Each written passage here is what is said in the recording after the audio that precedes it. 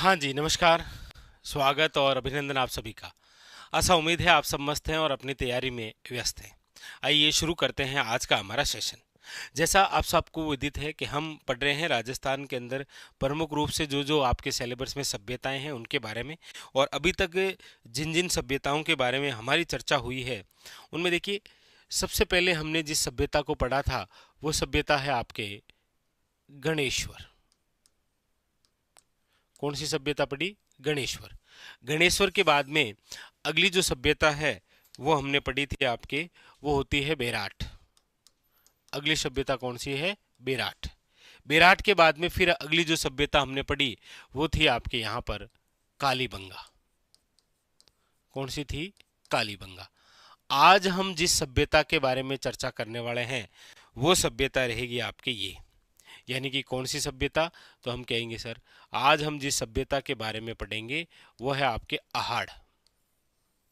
कौन सी सभ्यता है?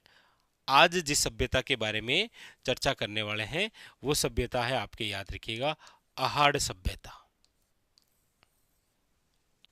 पहला ही क्वेश्चन, राजस्थान के दक्षिण पश्चिमी दिशा में प्रमुख सभ्यता केंद्र है।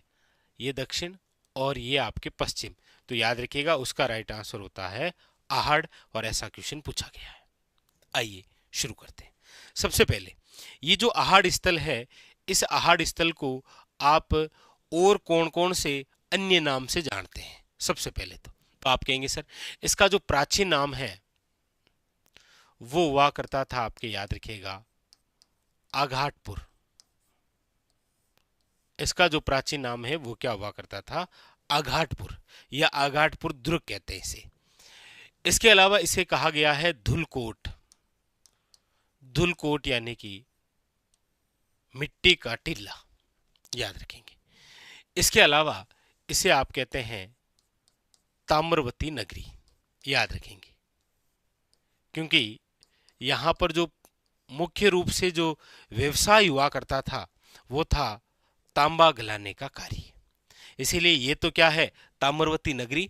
जबकि हमने जो गणेश्वर सभ्यता पढ़ी है वहां से पूरी सिंधु घाटी सभ्यता के अंदर तांबा भेजा जाता था, ताम्र युगीन सभ्यता की जननी।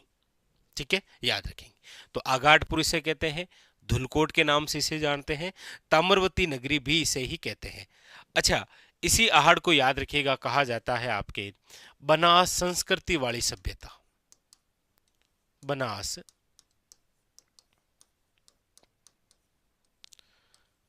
संस्कृति वाली सभ्यता। बनास संस्कृति वाली सभ्यता। बनास संस्कृति वाली सभ्यता क्यों कहते हैं? क्योंकि आहड़ स्थल जो है, आप स्वयं पढ़ते हैं कि आहड़ स्थल जो है वो आयड़ नदी के किनारे है। आयड़ नदी जो है वो बनास नदी की सहायक नदी है। और इसके अलावा जो आहड़ सभ्यता के अन्य केंद्र हैं वो या तो बनास नदी के या फिर बनास की सहायक नदियों के किनारे है। इसीलिए इस आहड़ को क्या कहा गया है? याद रखिएगा, बनास संस्कृति वाली सभ्यता। बहुत ही इंपॉर्टेंट, और काफी बार एग्जाम के अंदर ये क्वेश्चन आया भी है, पूछा भी गया है कि निम्न में से बनास संस्कृति वाली सभ्यता के नाम से निम्न में से किसे जाना जाता है? तो याद रखेंगे आहड़। क्लियर हुआ? आगाटपुर, धुलकोट, ताम्रवती नगरी या बनास संस्कृति वाली सभ्यता, ये तो हुए इसके क्या? अन्य नाम, प्राचीन नाम, स्थानीय नाम। चर्चा करते हैं ये जो आहड़ है इसकी लोकेशन क्या है?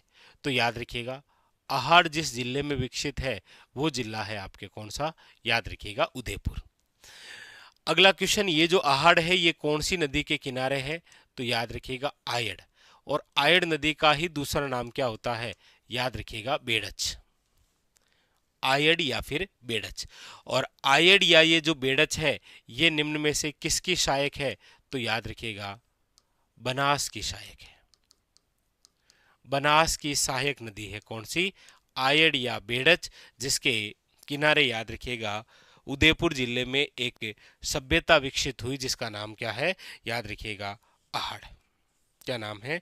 वेरी वेरी इंपॉर्टेंट, याद रखिएगा, आहड़। अब देखिए अगली बात, ये जो आहड़ सभ्यता है इसका समय क्या है? तो याद रखिएगा 1900 बीसी से लेकर 1200 बीसी जो है वो इसका समय रहा। बीसी का मतलब है बिफोर क्राइस्ट, ईसा पूर्वी। ठीक है, तो कई बार समय भी पूछ लेता है, नदी का नाम पूछ लेता है, और इसके अलावा आप ये भी याद रखें कि पूछने में आपको लोकेशन और उसके अलावा ये प्राचीन अन्य या फिर स्थानीय नाम या फिर उपनाम जैसे ताम्रवती नगरी। ये तो वे सामान्य से क्वेश्चन। अब अगली बात यह है कि ये जो आहड़ है, ये जो आहड़ है, इस आहड़ सभ्यता स्थल की खोज, तो याद रखिएगा आहड़ स्थल की जो खोज है वो 1953 के अंदर आपके किसने की थी, तो याद रखिएगा अक्षय कीर्ति व्यास ने। अक्षय कीर्ति व्यास द्वारा याद रखिएगा निम्न में से किस स्थल की खोज की गई थी, आहड़ स्थल की खोज की गई थी। अच्छा, ये जो आहड़ है, इस आहड़ नामक स्थल के उत्खनन का कार्य, उत्खनन का कार्य जैसा कि हमने पढ़ा था कि कालीबंगा का जो उत्खनन है वो 5 स्तरों में हुआ है, उसी प्रकार आहड़ सभ्यता में जो उत्खनन का कार्य है वो 3 स्तर में हुआ है, याद रखेंगे आप। अच्छा, इसमें भी 2 प्रकार की बातें होती है।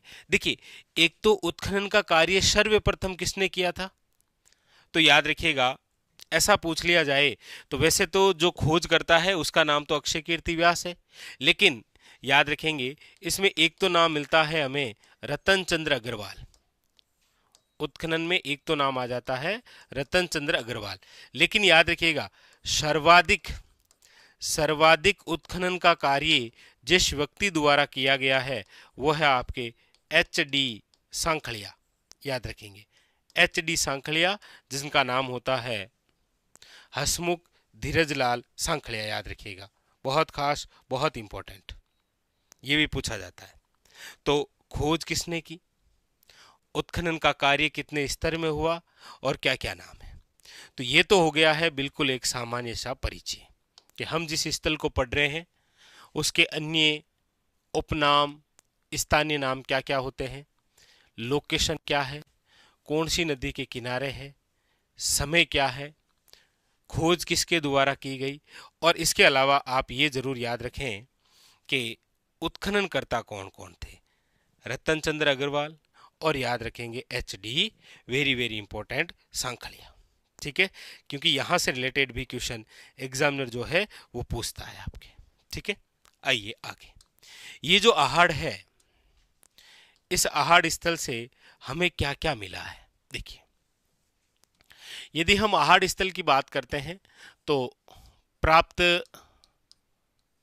साक्ष्य या फिर जानकारी कौन कौन सी है जहां से प्रमुख रूप से क्वेश्चन बनते हैं, आइए उन सब के बारे में चर्चा करते हैं।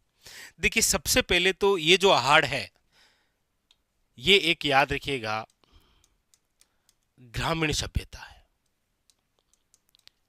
देखिए, पहले 3 बातें बता देता हूं आपको। सबसे पहले तो ये ग्रामीण सभ्यता है, ग्रामीण सभ्यता है इसीलिए याद रखिएगा संयुक्त परिवार वाली सभ्यता है। ये कौन सी है, संयुक्त परिवार वाली सभ्यता है, और याद रखिएगा पितृसत्तात्मक, पुरुष प्रधान समाज रहा है ये। और इसके जस्ट विपरीत है कौन सी, कालीबंगा। कालीबंगा के बारे में चर्चा करते हैं तो याद रखिएगा कालीबंगा एक नगरीय सभ्यता है, एकल परिवार की सभ्यता है, और याद रखिएगा मात्र सत्तात्मक है। ये और थोड़ा सा आप ध्यान रखिएगा। ठीक है, तुलना कर देते हैं। तो आहड़ जो है वो एक ग्रामीण है, जबकि कालीबंगा नगरीय सभ्यता है। आहड़ संयुक्त परिवार की है, ये एकल परिवार की है। ये आपके पितृसत्तात्मक है और ये आपके मातृ सत्तात्मक है, कौन सी, कालीबंगा। ये अच्छा, आप कहेंगे सर कैसे पता चला ये ग्रामीण सभ्यता है आहड़, तो देखिए आहड़ से हमें बहुत सारी जानकारियां मिलती है, जिसमें प्रमुख प्रमुख जानकारियां जहां से एग्जामिनर द्वारा क्वेश्चन पूछा गया है उन सब के बारे में चर्चा कर देता हूं। देखिए, सबसे पहले तो आहड़ से आप याद रखेंगे कि बेल की आकृति, यानी कि इसीलिए आपसे पूछा गया था एक कि निम्न में से वह स्थल जिसे बनासियन बुल की संज्ञा दी गई है, बनासियन बुल निम्न में से किसे कहा गया है, तो याद रखिएगा आहड़ को कहा गया है, बेल की आकृति। ठीक है, इसके अलावा याद रखिएगा यहां पर 6 यूनानी मुद्राएं मिली है, याद रखिएगा। और ये जो यूनानी मुद्राएं मिली है इन पर याद रखिएगा यूनानी देवता अपोलो का चित्रण है। एक तरफ अपोलो का चित्रण है और एक तरफ त्रिशूल है, याद रखेंगे। ठीक है, वेरी वेरी इंपॉर्टेंट।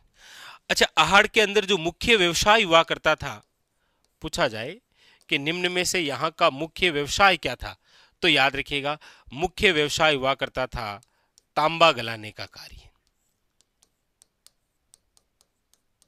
तांबा गलाने का कार्य यहां पर याद रखिएगा मुख्य व्यवसाय के रूप में था। Very very important. अच्छा, ये जो आहड़ है यहां से याद रखिएगा हमें सावा मिला है। सावा मतलब याद रखिएगा मेल उतारने वाला भाटो है वो। ठीक है, मेल उतारने वाला भाटा है ये, जिसे आपने क्या नाम दिया है, सावा। अच्छा, इसके अलावा यहां से हमें याद रखिएगा लकड़ी के ठप्पे और सांचे मिले हैं, याद रखिएगा लकड़ी के ठप्पे व सांचे जिसका प्रयोग होता था रंगई छप्पई में, याद रखेंगे जिसका प्रयोग किस में किया करते थे, रंगई और छप्पई के अंदर इसका प्रयोग किया करते थे। अच्छा, इसके अलावा हमें यहां पर अनाज रखने के गोरे वे कोठे मिले हैं, गोरे वे कोठे अनाज संग्रहण हेतु। हमें यहां से धूपदानी मिली है, याद रखेंगे धूपदानी मिली है। हमें यहां पर बिना हत्ते के जल पात्र मिले हैं,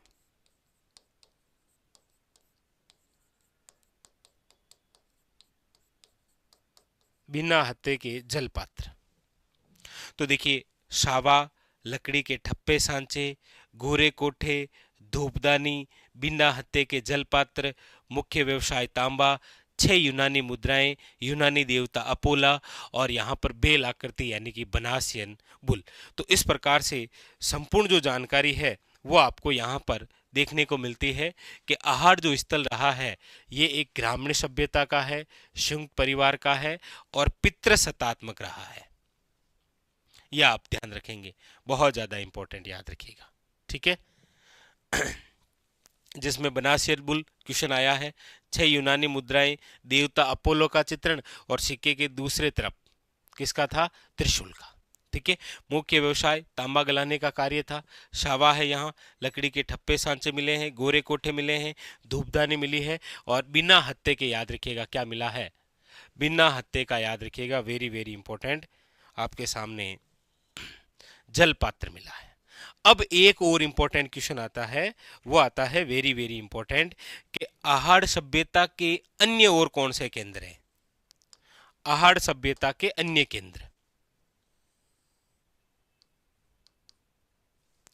आहड़ सभ्यता के केंद्र कौन कौन से, वहां से यहां से रिलेटेड काफी बार क्वेश्चन आया है। तो देखिए आहड़ सभ्यता के जो केंद्र हैं उसमें एक तो आप नाम लिखेंगे बालाथल। कौन सा स्थल है, बालाथल।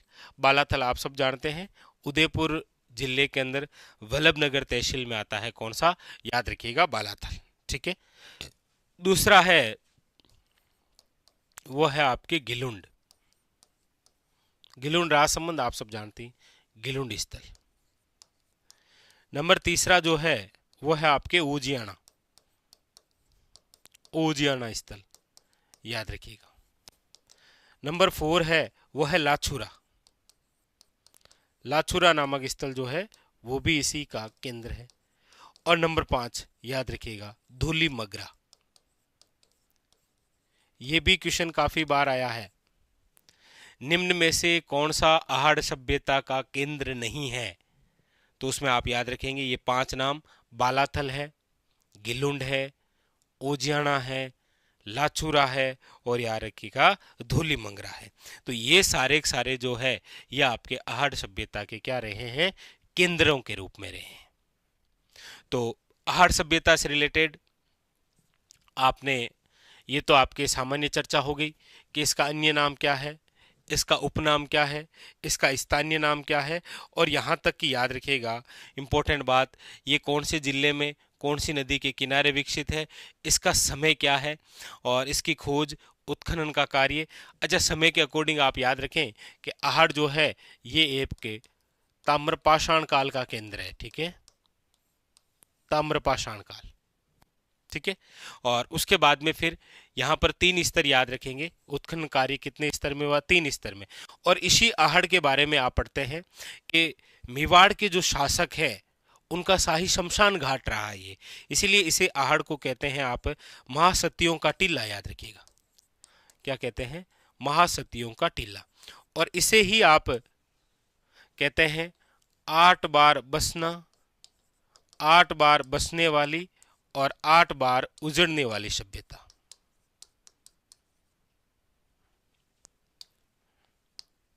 याद रखिएगा, 8 बार बसने और 8 बार उजड़ने वाली सभ्यता भी किसे कहते हैं?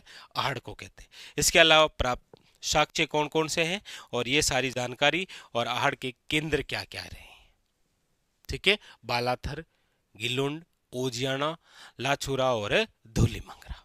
ठीक है, तो ये था आज का हमारा सेशन, और आज के इस सेशन के साथ ही जो जो महत्वपूर्ण सभ्यताएं हैं उन सब के बारे में हमने चर्चा की, और वो सारे फैक्ट जो पुराने एग्जामों के अंदर पूछे गए हैं उन सब को लेकर भी हमारी चर्चा हुई। मिलते हैं इसी प्रकार एक और बेहतरीन सेशन के साथ।